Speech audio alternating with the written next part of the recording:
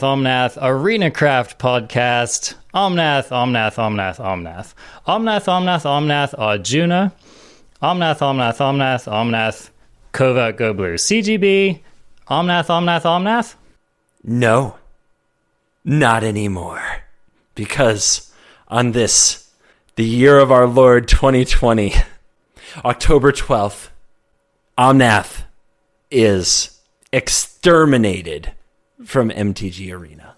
What? Yes. Breaking news. Cut to evil CGB out in the field. Twitter is on fire again. The world is burning around us. But probably the fires of joy as opposed to the fires of misery and destruction, as Omnath has been banned in a almost surprise announcement from Standard, from Historic, from Brawl.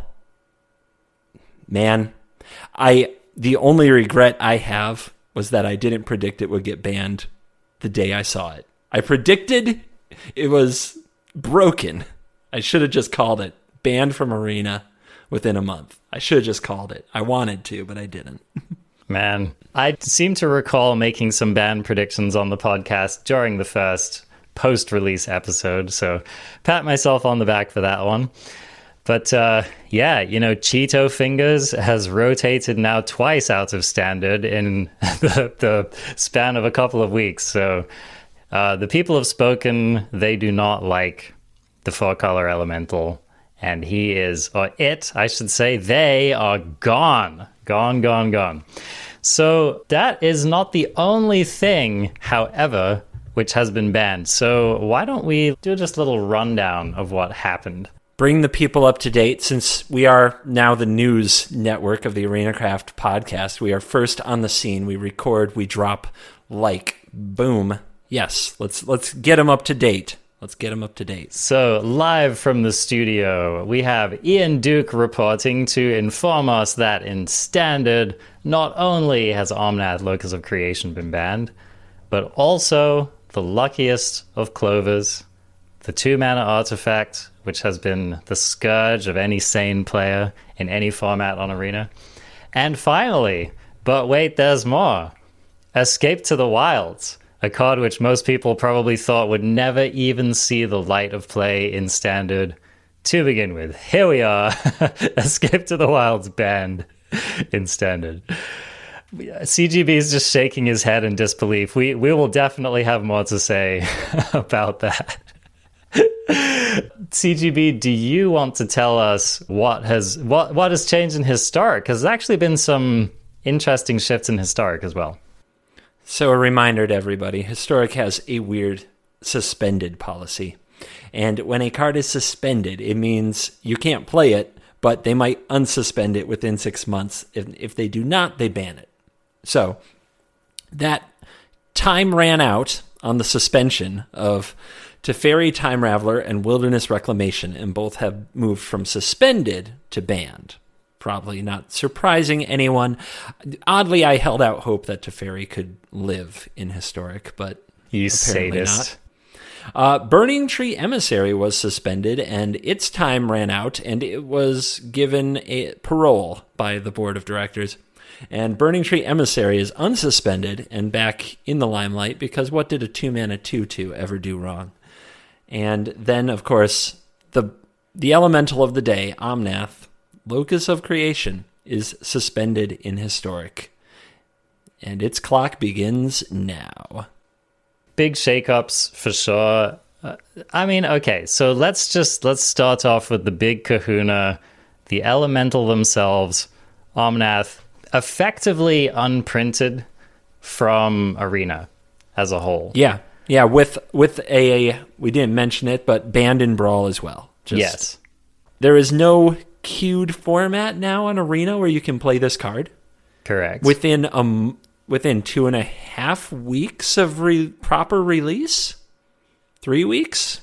I mean, this must be a record, right? For Arena, it's a record. Yeah, for Arena, sure. It sure is. And, okay, so here's the thing. I think if there was any card to get this treatment, it was going to be Omnath. I mean, it's the most obviously broken card we've seen in a long time. Like, I was thinking about this, CGB. What was the last creature that was printed that was as obviously broken as Omnath? Can you even think of one? Obviously, absolutely not, because I'm usually not that good at this, and I looked at that and said, that's no way.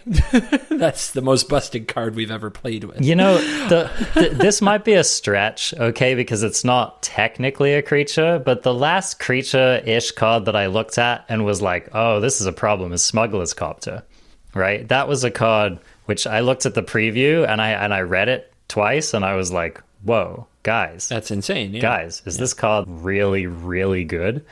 So that's the last one that I can think of. Yeah, the banned creatures that we've had, Agent of Treachery, Reflector Mage, Rogue Refiner, Felidar Guardian. Ferocidon. Yeah, these are all creatures that had interesting abilities that were too much in the context of other cards. Almost universally. Maybe not Reflector Mage, but I don't know. That's kind of a tricky one. But yeah.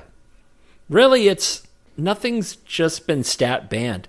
They printed a 3-mana 7/6, and it was just okay.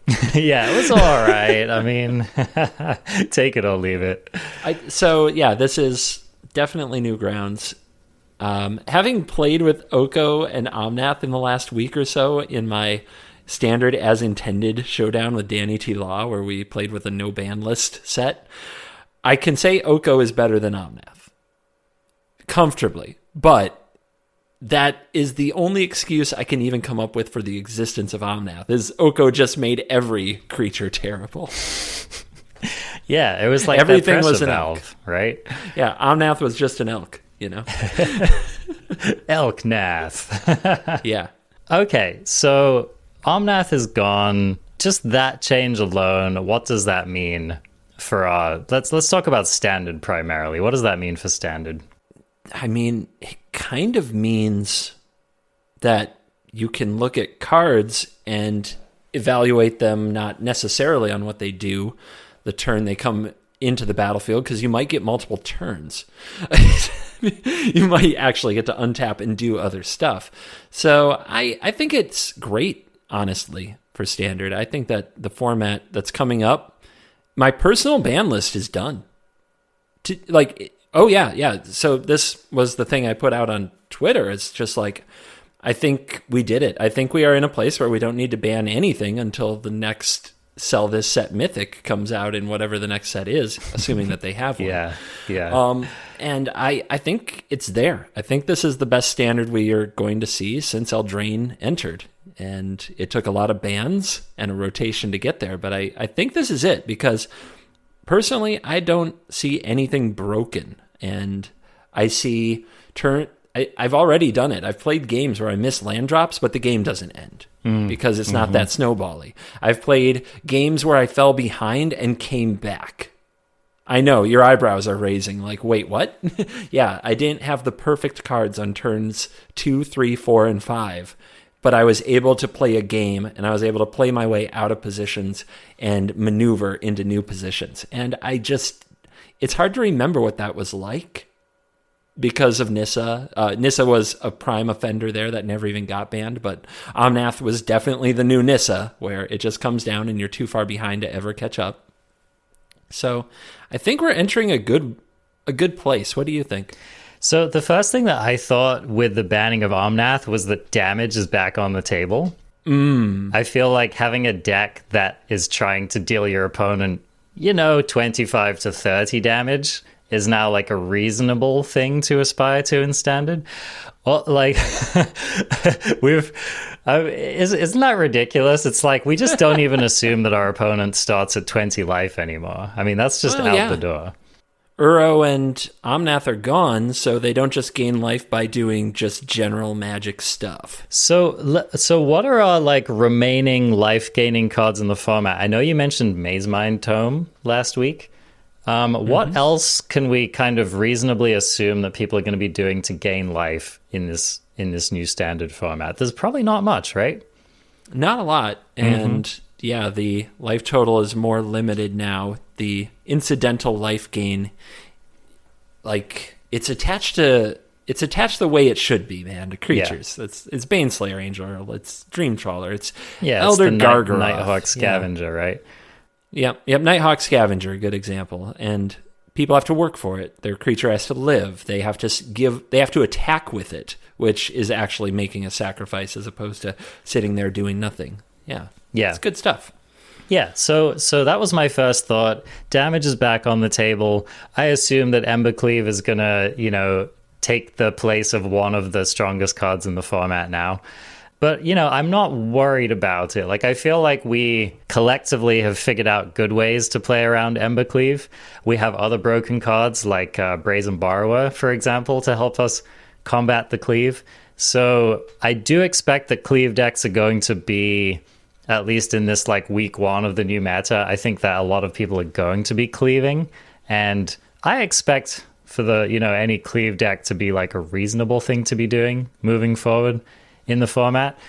So let's just check in right there. Like, are you with me on that one? Do you think that Embercleave is shot up again as one of the stronger cards in the format? I think so. I played an Embercleave deck today for the video that's coming out tomorrow, right after the bans took place. And it was the deck that Emma Handy and Autumn Burchett played in the Grand Finals tournament that took place yesterday. And that deck was tuned for an Omnath field. Like, the adventure role in the Gruul adventures was really diminished to take advantage of Brushfire Elemental and Gemrazor, which hits really hard, and with an Embercleave hits extra super hard. And that deck is solid. The mana is clunk, but it is a solid deck, and I like it. Before we move into the format, I kind of want to talk about the Grand Finals. Is that all right with you? Oh, yeah, of course. That was a Grand Finals, which happened. And yeah, let's discuss it a little bit. All right.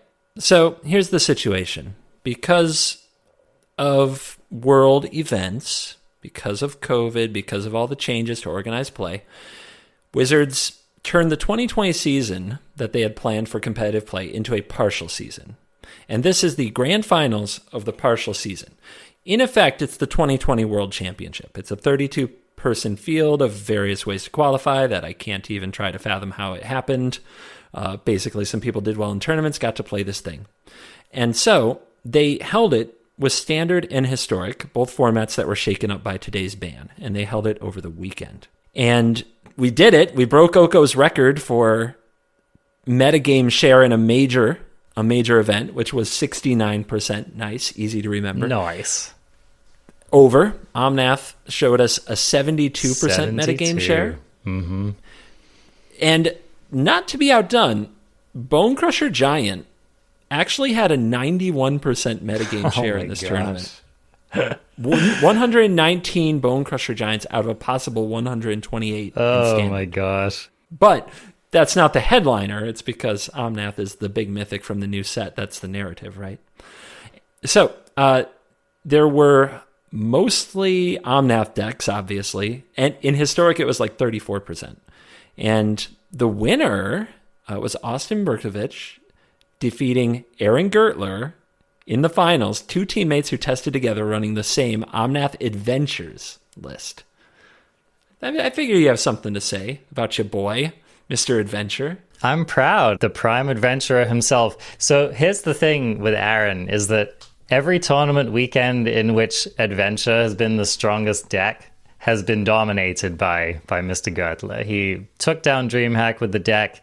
He came in second with the deck at this tournament. I mean, he's basically like the grand architect of the Teamer Adventure list. And so it didn't surprise me to see him going basically all the way with the deck in this tournament. So I'm really proud of him. He did a great job. And it also doesn't surprise me that the only person who could defeat him was his teammate playing the deck that they jointly created together. So, and worth noting two things. One, Austin is has been the number one ELO player in the world. The site that tracks that isn't very well known for a huge amount of time. Arguably the best player in the world right now. Yeah. Aaron Gertler has spent probably more time at Mythic #1 with Teamer Adventures than any human being Could be. ever thought possible. He had by far the most games of Arena played in the tournament. It was what, like 14,000 or something? Yeah. Just impressive mind-blowing. stuff. So, congrats to both of them. And I think that something that makes me happy about this announcement coming today is that Aaron got paid first. You know what I mean? He got all the dollars out of his adventures and all the work he put into it. Yes, so he did. I'm happy about that. But I've got something that bugs me. Can I talk about something that bugs me? Lay it on us. Wizards of the Coast. For those who don't know, if you found on Twitter, they lay out their URLs to their banned and restricted announcements exactly the same at all times. And somebody just typed in the future banned and restricted announcement for Monday just to see what would happen, and it came back with an access denied. And if it had said a 404 error or page does not exist, but it said access denied, meaning the page does exist, it was already ready to go on Saturday. Wizards did this tournament, the grand finals of 2020. They did this whole tournament with their best players in the world with a dead format, and at least a few people at the company already knew that. And then after the tournament was over, they announced that there will be a ban and restricted list update the following day. This is probably the first time Wizards that I can remember has done a major event, and the deck, you could, if you had downloaded it and copied the deck that everybody was talking about the entire event, the very next day it would be banned. Yeah, I mean, that deck is gutted, dude. Mm-hmm. Basically, the 3 most powerful cards in that deck are on the ban list. And they knew it, and they did coverage, and they never even hinted at it the whole time. Yeah. It was like mum's the word on ban. The Wizards' official coverage won't say anything about bans. I guess that makes sense. But it's even weirder when it happens the next day. They were playing the biggest tournament of this year, played 2 dead formats walking. Yeah. Yeah, and everyone knew it. Yeah, the day after the tournament, the results hardly even matter. Unbelievable. It speaks to how cynical Magic players have become, that we all kind of knew that, didn't we? Yeah, we did. There were no surprises here. On Thursday, I opened this beautiful full art Omnath that you see. And when I saw it, I was like, oh, that's, it's the Chase Mythic of the set. It's got to be like $50. $18. $18 on Thursday. Oh, with no announcement made. Everybody knew. Everyone knew. Yeah. Everyone knew. This could have been the first tournament of a new standard showing off tons of cards from the set. And it wasn't because they weren't willing to pull the trigger sooner when they knew they messed up. I can't believe it, man. Well, I know, because they weren't. So here's the thing. They just weren't willing to ban Omnath when they banned Oro. And I think it's just because they would have been too embarrassed to do it. I think they would have figured that it was too early in a set and set some kind of bad precedent.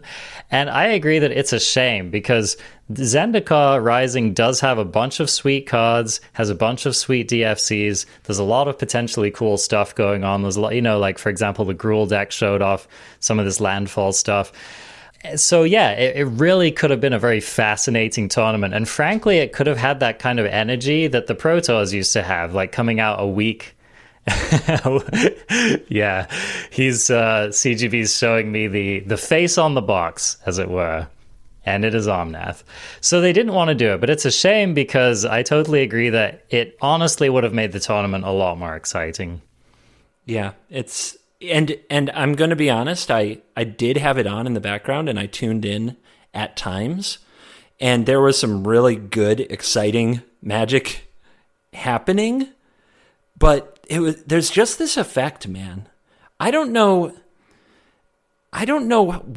where it went so wrong, but when Omnath hits the battlefield and is followed by a Fable Passage, I'm just done. Yeah. I'm off it.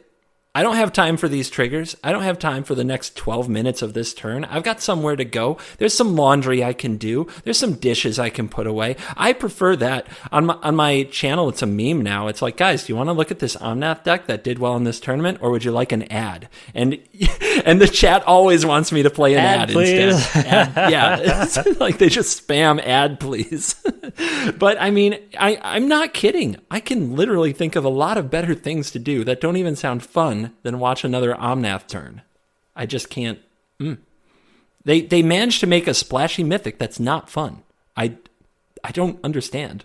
Yeah, and to be honest, when I think about this weekend, for me, maybe it's just because I'm an adventures player, but all of the most exciting turns of that tournament involved like complicated adventure sequencing, right?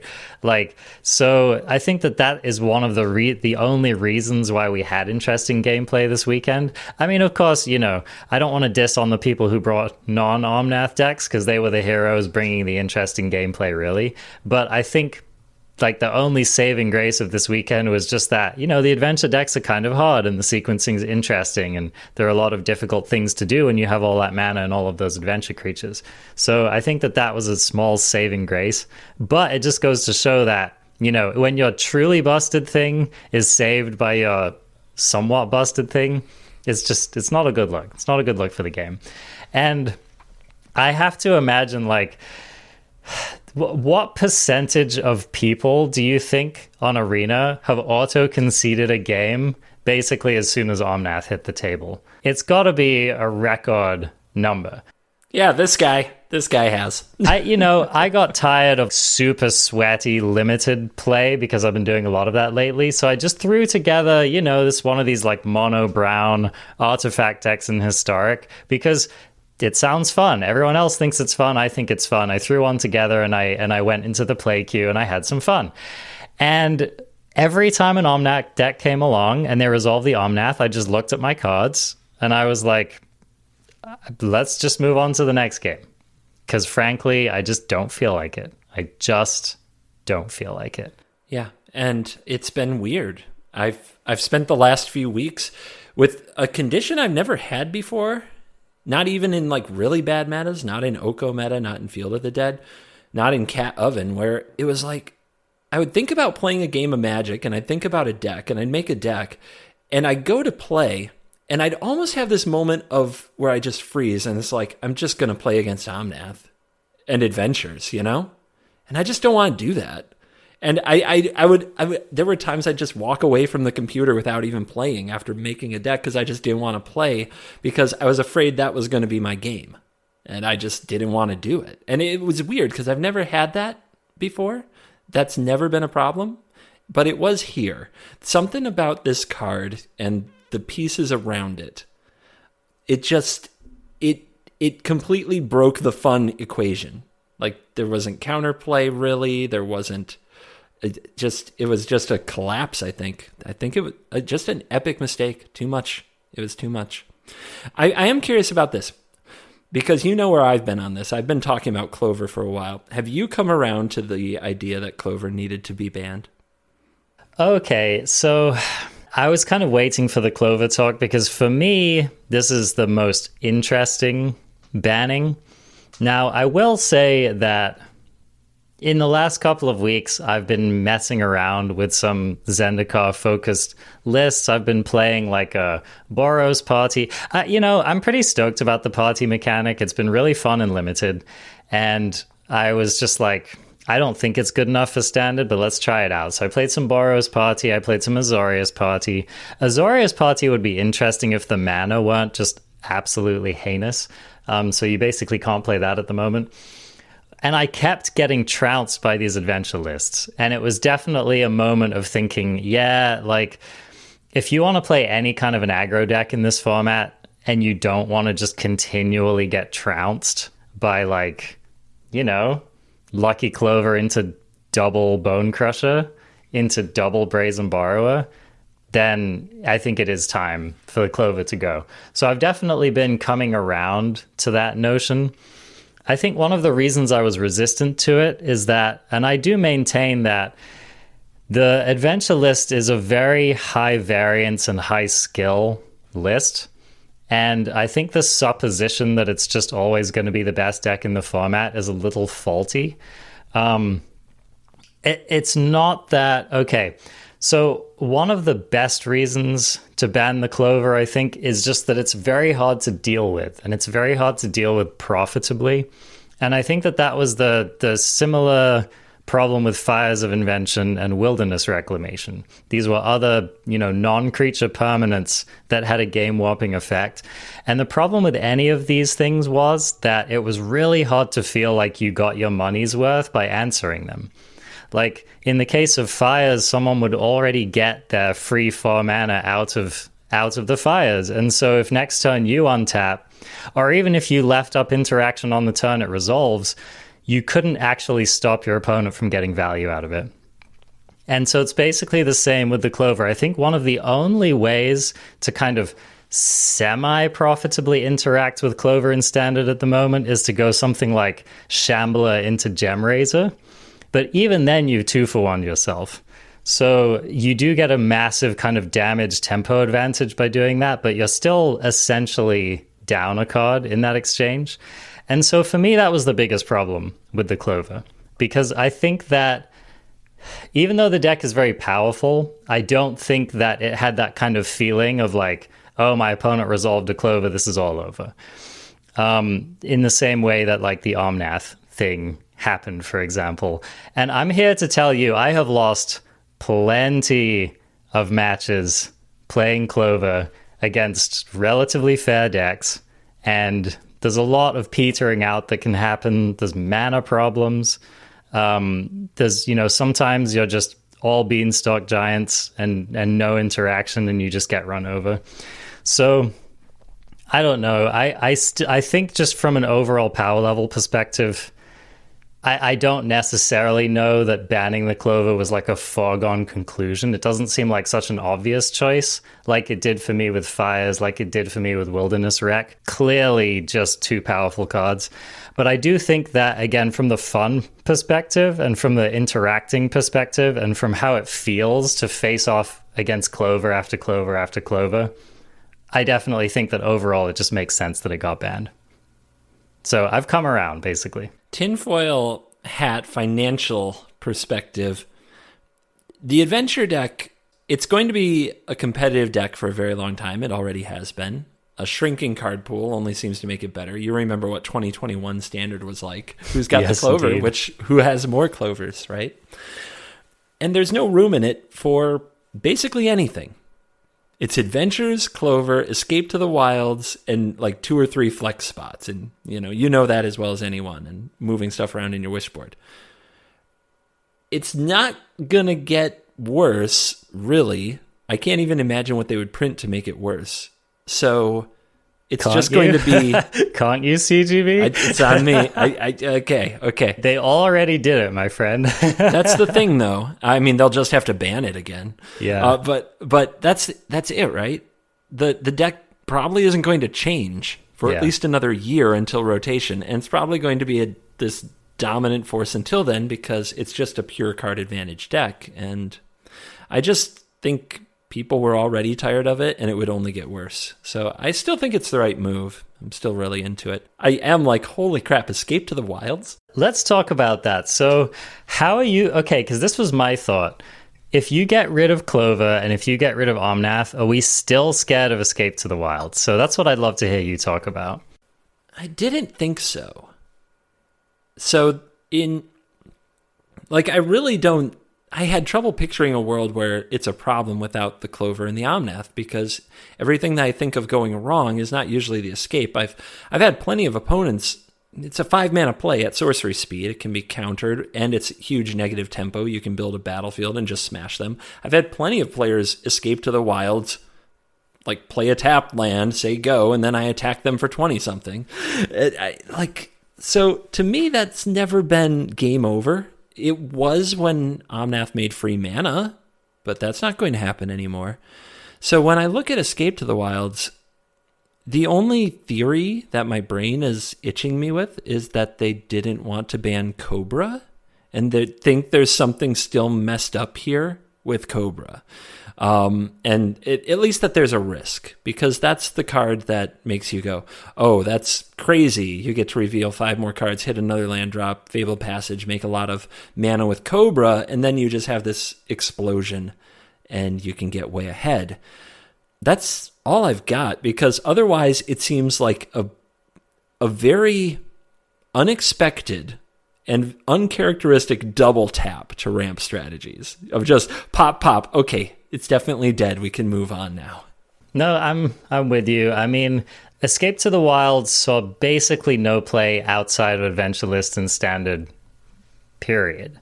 There were like a couple of random, like maybe 5-color Fires lists that ran a couple of them, and it's popped up in some very other edge cases and some other random decks that were always like tier 3 or something like that.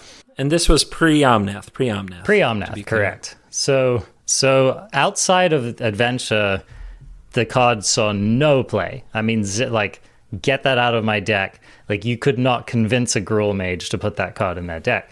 So yeah, it does seem like an odd choice, and I'm fully with you on the whole Cobra thing, because I agree. Those two, that's the only card that makes me still worried about it.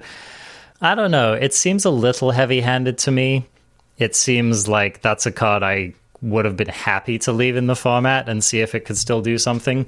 I mean, honestly, the fact that it hasn't seen that much play out of these archetypes also makes me think we're not going to miss it that much. So it's kind of... That's fine. I'm definitely down for Wizards being aggressive on bans. Like, I'll go on the record by saying you're almost never going to catch me complaining about more bans. So, you know, let's do it, man. Take the sledgehammer. Chisel this format down. Let's go. You know, let's do something different. Yeah, I like the way that you put that. It's kind of a low-risk ban because it wasn't playing anywhere that was fun, fair, and... yeah. it's still uncharacteristic. It's interesting. Yeah. I always laughed at people who said ban Escape and Genesis Ultimatum to fix Omnath. I was like, that's not how it works. But then Escape gets banned. It's like, well, maybe I don't know how it works. I don't know nothing anymore. But Fabled Passage dodges the ban hammer. Fabled Passage lives another day. And another card which some people, I don't particularly know why, complain about not getting banned is Ruin Crab. So we still we still have Ruin Crab at large in the format. It's a very serious thing. Don't some of you are laughing. There are people that and Scoot Swarm are the two that just people won't drop that. The old Scoot Swarm Embercleave combo is coming for you, my friends. Scoot Cleave. Oh my gosh. I mean, what do you think it is? Like, I don't think we have to spend a lot of time on this, but I mean, there's just the mental aspect of getting milled, right? That's why people are scared of the crab. Yeah. I was telling people today, you know, like if you play 80 cards, they even give you a free bonus companion for that right now. If you don't like getting milled, it's okay. I think that you put it best when you said, I would rather face an opponent trying to deal me 60 damage than an opponent trying to deal me 20 damage. And that's really it. I mean, okay, no one likes getting milled. Neither do I. Okay, like I've been playing a lot of Limited, and people fear the crab in Limited. And you know what happens often in Limited is that your opponent gets a crab down, and then a couple of turns later, you kill them. This is how a lot of these stories end. Resolve the crab, a couple of turns later, I have nothing else going on, and I die. The end. So just remember that, people. Just remember, when your opponent resolves an 0-3 against you, just kill him. I will say this.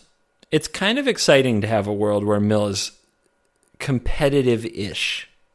Like, it is. I just did a show, or I just did 2 episodes on my YouTube called Milling to Mythic, where for the first time ever, I milled my opponents through Diamond into Mythic. And, like, that's kind of cool, because I come from a time where mill probably wasn't the best thing to be doing, but it was the thing I wanted to do back when I was a young CGB. But it's not terrible right now, which is unique, because mill does have a lot of fans. We also did this poll and I'm not kidding, 151 votes to 150 in favor of Mill being gas as opposed to ass. Like almost a perfect split.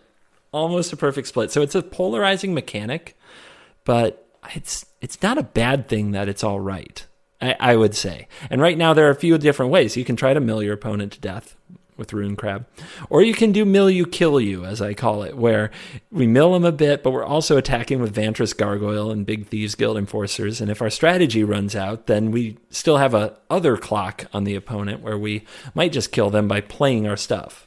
So I think that mill is fine, and some people are now saying it will take over the format.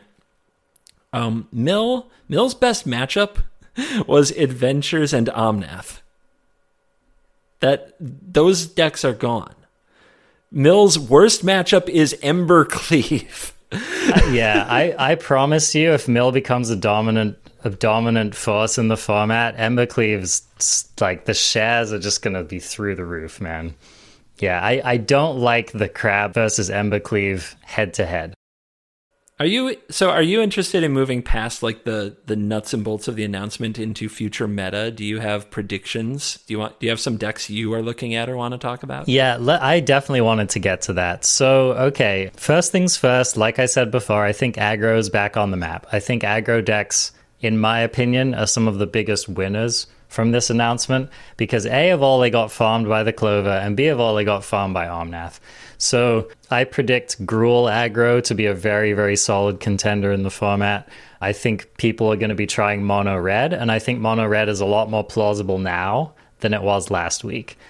I'm sure that Sandy Dog has already played about 1,500 matches by the time you hear this with mono red again. He had a midlife crisis jaunt with Omnath, and he's already put Omnath back in the tank, and he's just full bore with his, I don't know, Kargan Intimidators or whatever it is that he's doing, right? Honey, I'm home. Exactly. I want you back. Yeah, so I think mono red's going to be at least defensible. Mono green, obviously, is just going to happily keep smashing along. Do you think Gem Razor is still where it's at? Do you think Questing Beast, any of these detail stuff, any thoughts? My prediction is that Questing Beast won't see a big uptick. I think that people have just realized that it's not as good of a card as they thought it was. Surprise, surprise. Oh, man. This isn't a visual podcast, but my face. How can it not be good? No, it's a good card, but you're right. Planeswalkers aren't the current enemy. 5/5s for 3. That's where green should be. I don't think that anything has changed about that. Maybe I'm wrong. Yeah, I think that these green decks are just happy to be lean, mean, low to the ground. I think they're happy to just try to get these massive Primal Might turns, and I think that that's what they're going to be focusing on. So no, I don't predict an uptick. I think that they're going to stay more or less the same. They might actually start trying to optimize for like a Rogues matchup, for example. You know, Rogues is definitely sticking around. I don't think it's going anywhere. And so I think that we might even see a transition, especially from decks like green, towards like maybe a little bit more interaction, maybe some cheaper threats, maybe some ways to play at instant speed.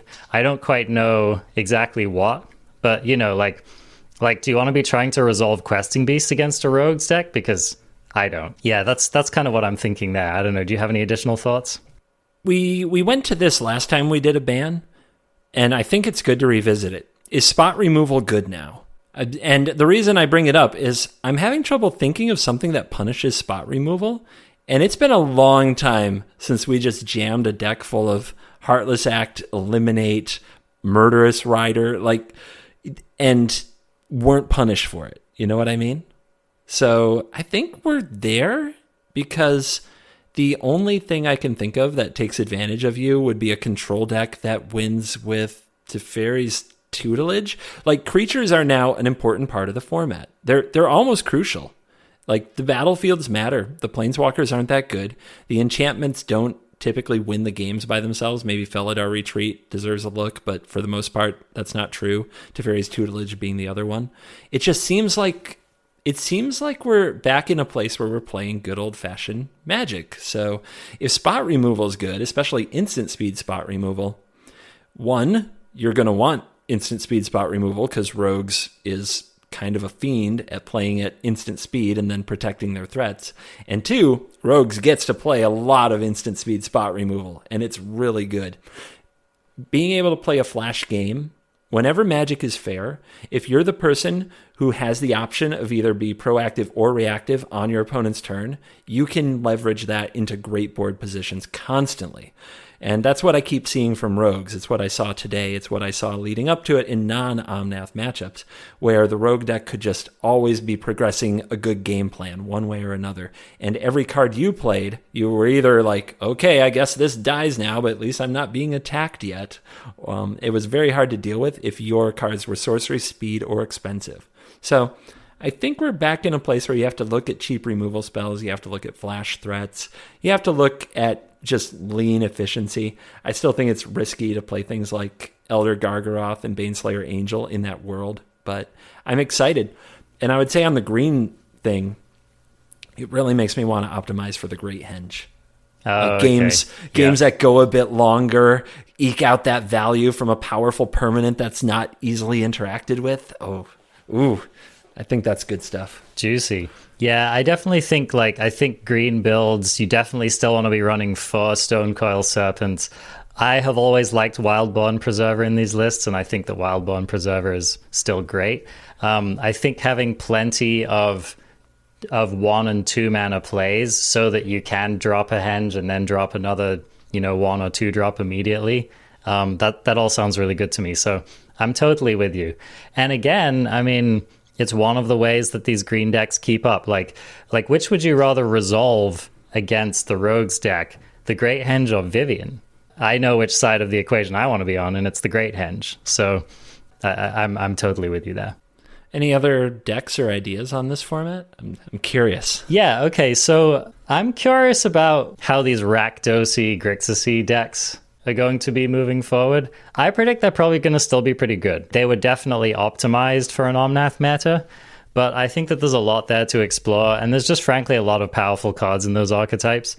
When you and I were reading down these pages and pages of random different graveyardy builds, and I don't know, they were looking pretty good. And especially if Rogues stays a big part of the meta, then I think cards like Croaks are going to be really good. I don't know. That's the biggest wild card for me, is how decks in the Grixis, I don't know whether it's a wedge or whatever it is, decks in that part of the color pie are going to do. That's what I'm the most curious about at the moment.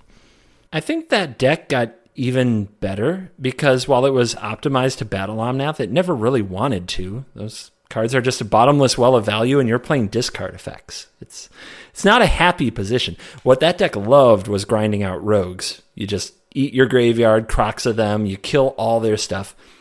Here's a hot card. All right, it's a bit of a throwback.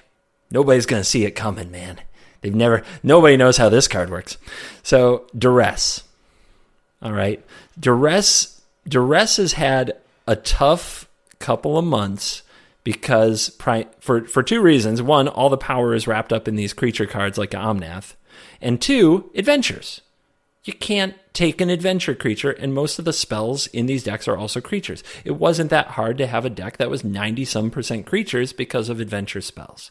And now, not only are people going to be playing actual spells like spot removal and things like that, for the first time ever, Duress can hit your mana base. Just hit those spell lands. Get them. And here's the thing. If nothing else, it just gives you something to hit. So the worst feeling in Magic is playing Duress and not hitting anything. So I think just being able to have a higher likelihood of it hitting something is enough, right? Going 1 for 1 is fine. It's not great, but it's fine. And yeah, getting to tag your opponent's Shatter Skull Smashing at a key turn, or let's say that your control opponent's trying to set up for a Seagate Restoration or something like that. Being able to duress them is pretty relevant. If we are seeing a lot of creature decks in the format, then I expect we might start to see some more Wrath decks in the format. And if that's the case, then being able to duress those away is going to be fairly important. Color me interested. This is my prediction, is that people are going to iterate to death on these decks. I think that we're going to see just build after build after build after build. And I think we're going to settle on some kind of like de facto best Rakdos deck in the format. And how well it competes with some of these other decks, I don't know. But I will say that Oro was rough for aggro decks to deal with, and Kroxa, still pretty rough. It's a big 6/6, and it just keeps coming back.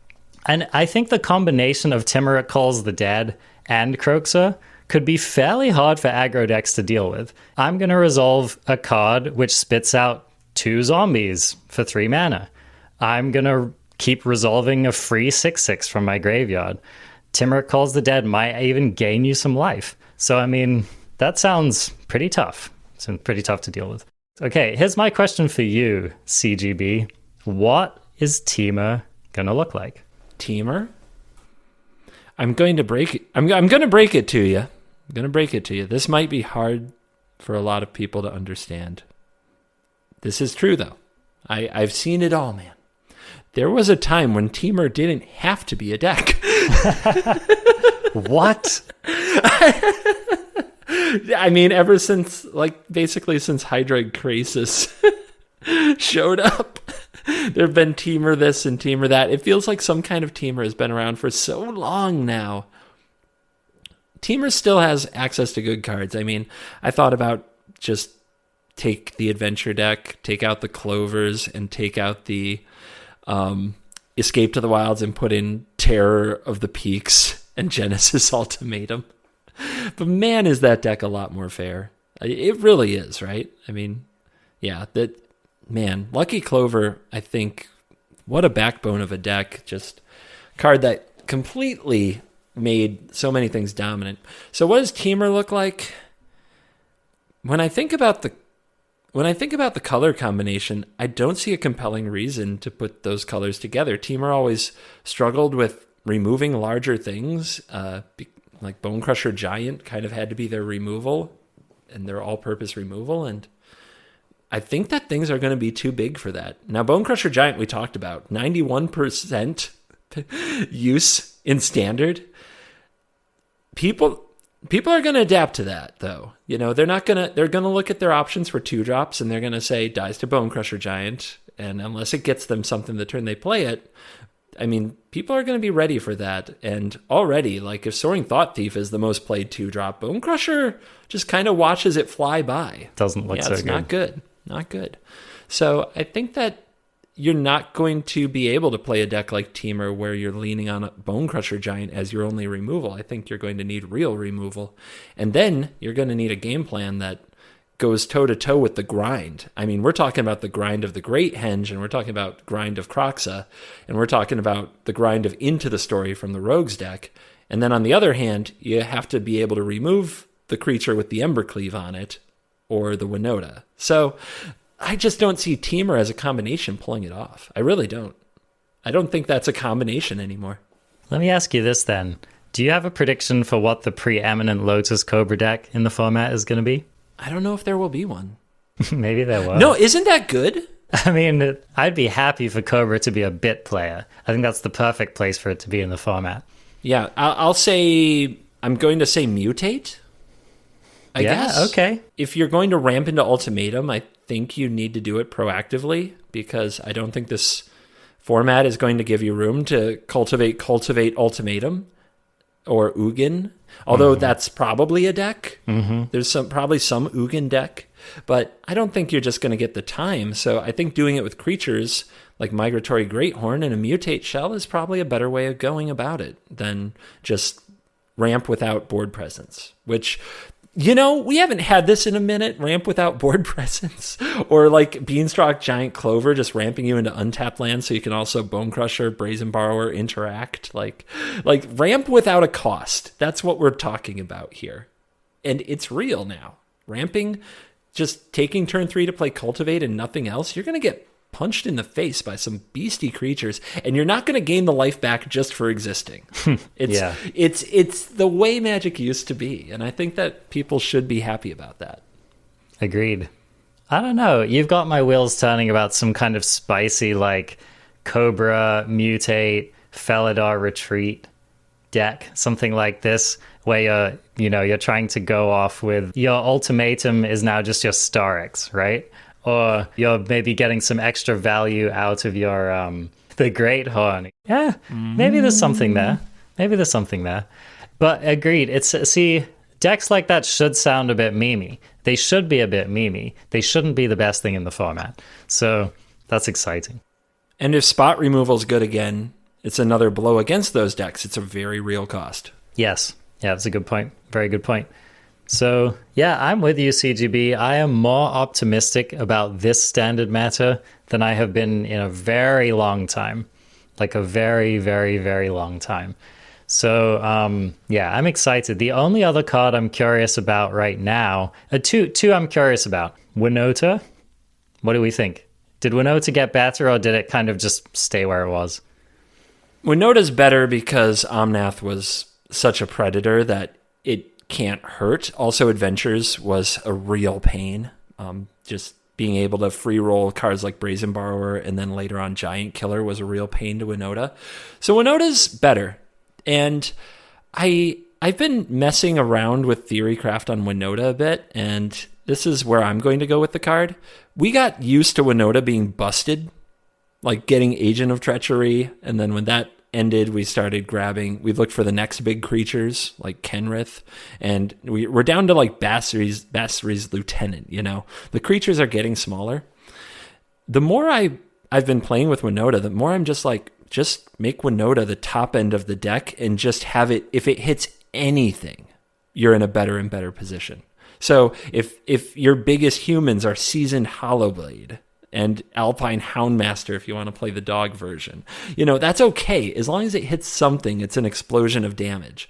So I've been getting lower and lower on the curve with Winota and being less concerned about the big explosive cards because they just make your hand clunky and slow so often. So that's what I would do with Winota. I would experiment with not being worried about the big hits and just try to go for a good aggro deck with Winota that adds a mysterious amount of damage to your next combat phase, like I imagine the card was probably intended to do when they made it.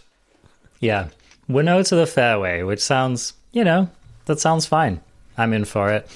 Okay, the other card I'm curious about is Yorion. I'm thinking some kind of Yorion Maze Mind Tome value pile, maybe playing Acquisitions Expert, stuff like that. Do you think that a deck like that could be interesting in the format? I'm not sure about Acquisitions Expert, although it's worth looking into. It was too low impact in an Omnath world because the value is easily recouped, like almost too easily, and you didn't have an overwhelming amount of that effect, and they just top-decked Ultimatum anyway. So in a world without that, maybe Expert deserves another look. Maybe a little nice body and incidental card advantage is okay. For me, I'm more interested in just putting control back on the menu with Lucky Clover, the scourge of Clover out of the way. Can we play a deck with 12 counter spells? There's no Teferi Time Raveler and there's no Lucky Clover. I feel like there's no more excuses for me to make as a control mage. You know what I mean?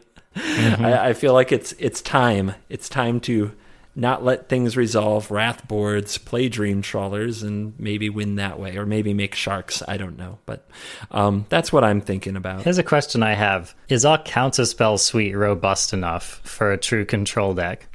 It's gross. It's not great. Neutralize is basically cancel, because you never want to cycle it anymore. But you do have Negate and Essence Scatter to build around, and you can start there. Mystical Dispute was doing everything it could to hold this format together when Rogues and Omnath were the most played decks, and now I don't know if you main deck Mystical Dispute. I don't think you have to. So the counter suite, like you put it, might not be great, but maybe we have to look at a card like Whirlwind Denial to catch people in weird spots, like when they sacrifice their Fabled Passage or pile up some landfall triggers. I don't know. But it's definitely, if we can't control things now, like those of us who kept the fires burning for control for since the release of Lucky Clover, like we got to get to work. This is the time. Do the thing. Let's go. Now is the time. Be the change. Love it. Oh, Mill, though. Mill is scary. Mill is, I guess I need the 200 card control pile. Well, that's the thing. Just play Yorion Control. You're good to go. do you have any final thoughts before we wrap up our little standard roundup here? My final thoughts would be that I'm glad they did it. It was so frustrating a few weeks ago when they felt they had to wait for sales or maybe honestly for data, but that just seemed so weird because I think anybody who played with Omnath already knew that this was insane. And I feel bad for the competitors in the tournament. I mean, they got paid, so I don't feel too badly for them, but I would have liked their tournament to be more meaningful because I would really like a big Magic tournament to get invested in and get excited about. And knowing that Omnath was just the overlord and was going to get banned really ruined that for me as a viewer. So that's a feels bad, and I hope that they learned from this to just tear off the dang Band-Aid so that we can be excited about Magic, because I do think it hurts everything about the game in the long run to make it a less exciting and fun product. Sounds crazy, I know, but that's where I'm at. And after airing those grievances, thank you for banning Omnath and Lucky Clover. And I guess thank you for Escape to the Wilds, to be sure, because I think I'm going to have a lot of fun playing Magic this week. Indeed. And Gruul's back on the menu in Historic too, so let's see if we can get some more turn 3 Embercleaves going on there as well. So on the way out here, I just wanted to mention a final thing which has kind of been bugging me. And just on the topic of this big tournament, Croaky's made a tweet, and I'm sure that he wasn't the only person feeling this way, but he basically said something to the effect that intentional draws, especially in high-stakes tournaments, really hurt the integrity of competitive Magic and make people uninvested in watching. And I definitely feel that. And so what he was referring to was that there was a match in pre-top 8 portion of the tournament where we had 2 Hall of Famers, Raph Levy and Gabriel Nassif, playing a match. And basically, it devolved into this horsing around emote fest. And it was kind of a nonsense match because what we ended up finding out was that they were doing an intentional draw. Can I frame this? I watched this. Can I frame this a little? Yeah, lay it on us. So we're watching 2 Hall of Famers battling each other for a spot in the top 8. At least that's what everybody in chat believes. And during as the match is going to time, this was not a short match. Gabriel Nassif had his clock under a minute at the end of this thing. And the whole time we thought these stakes mattered. The chat, the casters, everybody to my knowledge believed this was a real match for top 8. And it was tense and in many ways exciting. You could feel it. And it was tilting because even the casters are why is Gabriel Nassif emoting, taking time to emote in this spot? What is this play? What is going on? They're just freaking out. And people are well, he's a showman, he's doing it for the crowd. And it's like people were getting anxious for him. So it was an experience, an emotionally kind of captivating, exciting experience. And I'm not kidding. They played the game to the conclusion. Raph's head exploded. The game was over. Nassif gets a spot in top 8. Congratulations, winner, Gabriel Nassif. They rolled the slide. And then you hear the announcer say, oh, we just found out that kind of the reason it went this way is that the players prior to that game decided to draw. What? The chat saw the game end. We were invested in this game. So what they did is they waited to see the results around them. They literally basically ran their clocks long, played the match long to see the results, and then agreed to draw, I think, before the final game, although that's still not necessarily clear. And that was both to the chat and to anybody who watched it, that was just oh, it's gross. It's still gross. I am grossed out talking about it. So that's the fill-in for anybody who didn't watch it live and why I think this particular instance kind of revved people up again. Yeah, I just think it's an embarrassment to the game. Having 2 competitors make a pre-game agreement to basically throw a match, it shouldn't be a thing. It shouldn't be possible, especially not in a high-level Magic tournament. I think, if you have some kind of regional thing going on, or, a GP or whatever, that's one thing, right? But I think especially, okay, here's the thing. You can't the arena rules do not allow for a draw. I think the only way you get a draw is maybe if you're in like game 3 and you get some like game breaking state on arena, right? Where it has to be a draw. Yeah, or somehow you both take lethal damage at an identical time. That's it, you know, or some kind of weird combo. I don't know. Like there are edge cases, right? But other than that, arena is literally not set up to draw. Someone's clock runs out, they lose, that's it. Or someone wins 2 games, that's it. So it just blows my mind that this is still a feature of these tournaments. And, you know, there's a lot of paper boomers being like, you don't understand, don't blame the players, yada, yada. And I'm with them. Don't blame the players. I don't blame the players. They're just working within a system. They are doing what has worked for them to get results since time immemorial. That's fine. What I want is for the incentives for this kind of game-breaking stuff to be taken away. I just don't understand what rationalization there is for us to still have this in our game with these arena tournaments. Does it at all make sense to you, CGB? No, it's a leftover. Paper Magic, competitive Paper Magic, everything about it was designed with kind of players and tournament halls, like lots of people in mind. Like large groups of people playing games for long periods of time. And Magic as an esport and a spectator sport was always, it still is in many ways, a very secondary thing that they haven't fully come around to. And as a spectator sport, intentional draws are just, in my opinion, have no place in the game, especially in a small tournament, especially in a small field. You know what I mean? A very, very large field where a lot of games take place off camera. Okay, I get it. I don't love it, but like in the old Pro Tour system, yeah, totally. It could happen. But in a very, very small field of 32 players where the people playing into top 8 are featured, it just doesn't, why should this ever be a thing? And the Mythic Invitational was a single limb tournament and did not feature draws. Draws are in many ways a part of the Swiss system, which Wizards is still trying to figure out a way around. It's in the DNA of competitive Magic at this point. But Swiss-style tournaments are honestly also quite old-fashioned.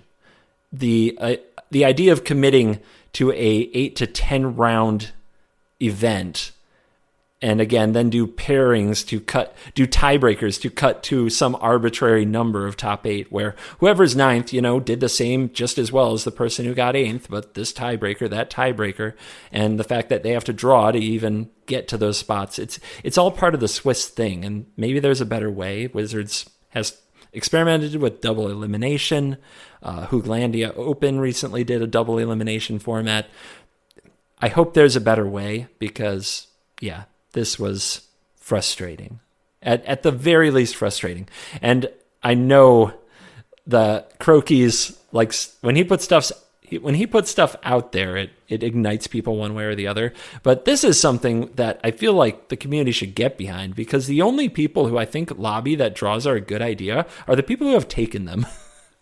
Because there is no way it's good for spectators, and there is no way it makes sense to the casual fan in any way, I don't think.